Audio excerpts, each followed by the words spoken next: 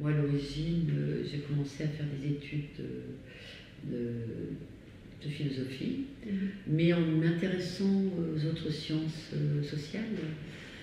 Et puis, il se trouvait que je pensais vivre au Liban, à Beyrouth, et il se trouve que bon, il y a la guerre, vous connaissez tout ce qui se passe, les tragédies que vit le Moyen-Orient. Et donc je suis revenue en France et donc en même temps que j'avais fait donc un doctorat de philosophie sur la phénoménologie de Hegel et Husserl, et vraiment dans l'histoire de la philosophie la plus basique. J'ai fait donc à l'école des hautes études en sciences sociales une formation de psychosociologue avec Chambardelot. Et c'est comme ça que j'ai été amenée à travailler donc à Clermont-Ferrand, dans une école d'ingénieurs d'abord, qui était le CUST. Et puis après, à l'occasion vraiment des hasards de l'existence, on m'a invité à participer à des jurys d'architecture, parce que venant de l'université, souvent on cherche un enseignant de notre établissement d'enseignement supérieur. Et là vraiment, j'ai trouvé des affinités avec l'architecture extraordinaires, en voyant le travail des étudiants qui soutenaient leur diplôme. J'ai trouvé que c'était un lieu qui me permettait vraiment de réunir des questions de sciences humaines et sociales. Et c'est comme ça que bon, j'ai eu la chance que l'école... J'ai démissionné d'un poste d'université, j'avais un poste à l'université, parce que l'école d'architecture m'a proposé un poste d'enseignant. Et puis les choses se sont enchaînées. Donc après, j'ai eu la chance de travailler avec des architectes qui étaient très motivés à travailler dans l'interdisciplinarité. Donc je me suis vraiment formée à l'architecture avec un architecte qui s'appelait Michel Matin, et on est allé sur les traces de Alto, sur les traces de Scarpa, de Sisa, de Rossi, des grands voyages d'études vraiment sur l'architecture. Et puis après, j'ai rencontré d'autres architectes, Didier Rebois, Frédéric Bonnet, avec qui j'ai travaillé. Et je me suis totalement acculturée à la question de l'architecture, de la ville, du paysage. Voilà, je me suis mis à encadrer des thèses d'architecture. Je me suis battue pour faire reconnaître les thèses d'architecture avec d'autres collègues. Et puis encadrer des thèses de philosophie qui portaient sur l'architecture, et aujourd'hui des thèses d'architecture et des HDR aussi qui portent sur la question architecturale. C'est vrai que c'est une rencontre interdisciplinaire, une passion pour l'architecture que je me suis découvert, qui je crois liée beaucoup à des rencontres qui m'ont permis d'entrer dans cet univers, aussi un travail que j'ai avec les étudiants qui m'apporte beaucoup, et au fil du temps, parce que je pense que le projet, ce qui se passe, est toujours en train de se réinventer. Il n'y a jamais le sentiment qu'on se répète, c'est toujours en train de se réinventer. Et voilà, c'est comme ça que le chemin s'est fait et que je me suis vraiment formée. Ça prend beaucoup de temps de se former à l'architecture. Parce que si on n'a pas fait des études soi-même en architecture, voir ce qui est en jeu du point de vue des mesures, des échelles, du point de vue de la culture vraiment des choses, on n'a pas... On a plus une formation en peinture, même dans d'autres formes d'art artistique.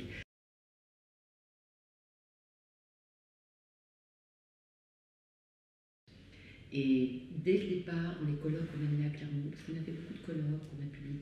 Moi, ce que je voulais faire, c'était collectif, et on a maintenu cette idée.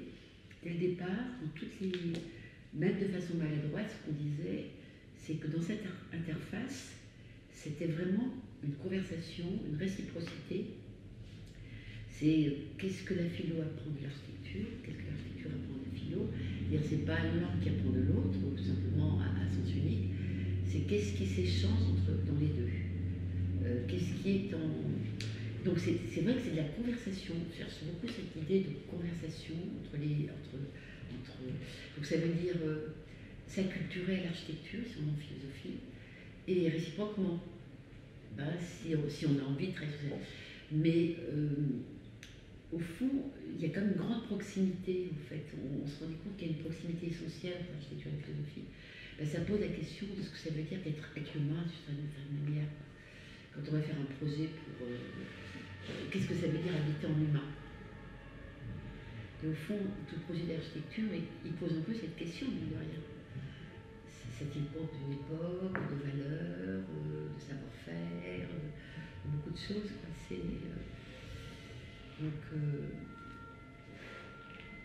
Et c'est vrai que dès le départ, pour nous, c'était ça.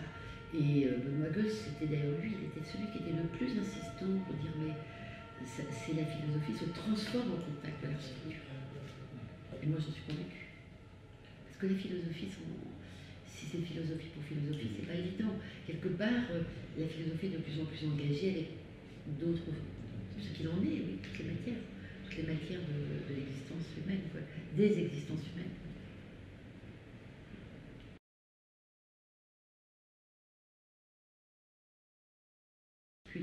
Et donc aujourd'hui, il y a tout un courant.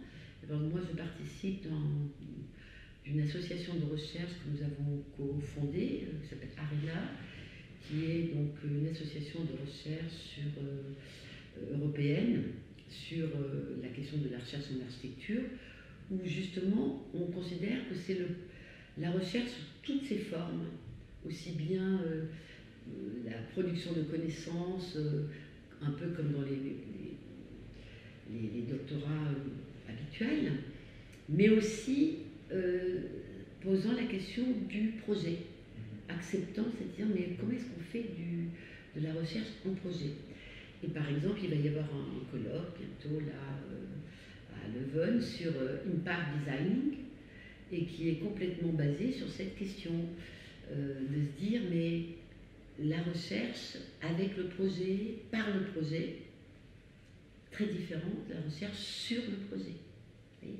Parce que cette idée de dire mais alors comment est-ce qu'on pense cette chose qui est quand même le cœur de la formation en architecture et du métier d'architecte, comment on le pense en termes de recherche. C'est très très difficile, il y en a de plus en plus de plans de recherche qui essaient d'aborder cette question, mais elle est très difficile. Moi je vois dans les programmes de recherche qu'on a pu développer au laboratoire Gerfo et qu'on veut développer aussi à l'école spéciale, dans les ALAB, c'est de se dire, oui mais comment est-ce qu'on tient compte de cette spécialité qui est qu'on transforme un milieu. C'est pas simplement on constate des transformations qui se font, même dans les sciences, par exemple dans les sciences du vivant, voir comment la vie se développe, ou la chimie, la biochimie, l'immunologie, qui traitent de la vie. Et où donc la vie est toujours en devenir, et d'ailleurs tout est en devenir. Mais là, c'est comment est-ce qu'on analyse et comment on transforme en recherche ce qui se passe avec le projet. Parce que les grandes polémiques qui ont même fait, des disputes légendaires d'une certaine manière, certainement avec un peu de mauvaise foi des uns et des autres, c'était de dire, mais attendez, nous quand on fait du projet, on fait de la recherche. Parce que tout projet se nourrit de recherche sur le terrain, de références, d'images, etc. Et on a une idée qui nous amène à inventer quelque chose. Il y a quelque chose qui s'invente par le projet. Et donc cette invention, elle vient d'une recherche. Et les débats portaient sur le fait de dire oui, c'est vrai qu'il y a une recherche nécessaire pour que le projet puisse avoir lieu, mais souvent c'est implicite. Et en tout cas, ça n'est pas en tant que tel production de connaissances transmissible. On va montrer le projet, mais en quoi c'est transmissible? Parce que souvent la recherche, c'est une production de connaissances qui va pouvoir être transmise à d'autres. Et donc c'est vraiment quand même un peu l'enjeu. Quand on fait une thèse, d'une certaine manière, indépendamment des valeurs des uns et des autres, etc., les personnes qui vont lire le travail doivent pouvoir constater que l'argumentation, quelque part, a fait avancer, a été production de connaissances, a produit de la connaissance, mais que cette connaissance, non seulement elle est produite en tant que telle, mais elle est transmissible, que la connaissance est transmissible. Alors, quelqu'un comme par exemple Paola Vigano a beaucoup écrit sur le projet producteur de connaissances. Donc vous voyez, il y a tout un nouveau champ de recherche qui se met en place en liaison avec le projet sur le fait que le projet est producteur de connaissances. Quel type de connaissances? Mais comment rendre compte de ces connaissances? En fait, c'est très difficile.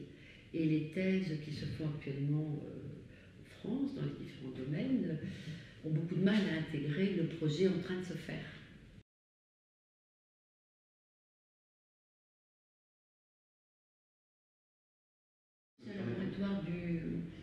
il était habilité par le ministère de la Culture, par le BRAUP, mais après, on est devenu membre du CNRS.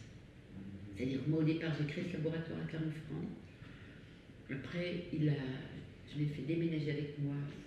On avait dit que c'était impossible, mais quand on veut, rien n'est possible. Il est quand même venu à la Villette. C'était assez difficile, parce qu'on n'est pas lieu au départ. Mais on était déjà CNRS. Et maintenant, je pense que le GERFO se demande s'il faut qu'il reste CNRS ou qu'il redevienne un peu plus indépendant. Et c'est facile d'avoir des structures indépendantes, laboratoires? C'est très difficile, c'est très difficile. Et par contre, un laboratoire de recherche n'existe que s'il est habilité, accrédité par le ministère. Par exemple, ici, Zalab, on a créé ce laboratoire parce que justement, on a eu l'accord du conseil d'administration de l'école, etc.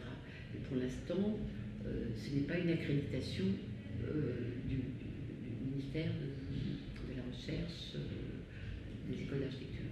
Parce qu'on est indépendant, on n'a pas besoin. Dans une école publique, c'est strictement impossible. Toute équipe de recherche doit être validée, sinon elle n'est pas considérée comme une équipe de recherche. On peut dire par exemple, nous on fait une recherche, rien ne nous empêche d'avoir un projet de recherche. Mais on ne peut pas s'intituler labo sans un label, parce qu'un labo, ça veut dire que, par exemple, si on reçoit de l'argent pour faire une recherche, c'est jamais des individus qui touchent l'argent, c'est une structure publique. Donc c'est extrêmement contrôlé, etc. C'est vrai que c'est un exploit de monter ce laboratoire, parce que monter un laboratoire, vous voyez, en informatique, je sais pas, en sociologie, en géographie, dans une école d'architecture, pourquoi pas. Mais en philo, c'est difficile. Ah, du coup, c'est considéré comme un laboratoire en philosophie. Ah oui, okay. GERFO. C'est des groupes de recherche et d'études au départ, un groupe d'études et de recherche, on a gardé GERFO parce que c'était le nom de l'oiseau. Mais c'est philosophie, architecture urbaine. Donc c'est la terre, mais c'est quand même philosophie. Il n'y en a pas, on est les seuls à mon avis. Thierry Paco m'a dit qu'il n'y en a pas d'autres, même en Europe. Un labo de philo, archi. Oui.